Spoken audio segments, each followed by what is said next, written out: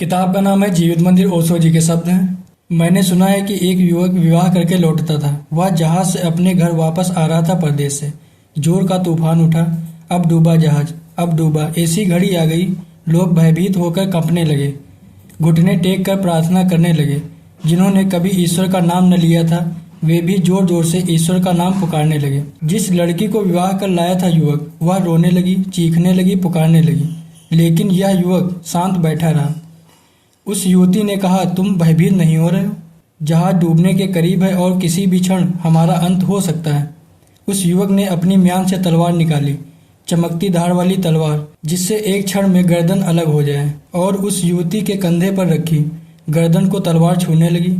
युवती मुस्कुराती रही। उस युवक ने कहा, तुम मुस्कुरा रही हो, भयभीत नहीं होती? उसने कहा, तलवार तुम्हारे हाथ में हो तो भय कैसा? युवक ने तलवार म्यान में वापस रख ली और कहा, तलवार परमात्मा के हाथ में हो तो भय कैसा?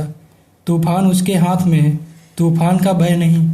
तो पहली बात यह समझ लें कि प्रेम और संदेह का कभी मिलन नहीं होता। जिस पर तुम प्रेम करते हो उस पर तुम संदेह कर ही नहीं सकते, और जिस पर तुम संदेह करते हो उस पर कभी प्रेम न कर सकोगे।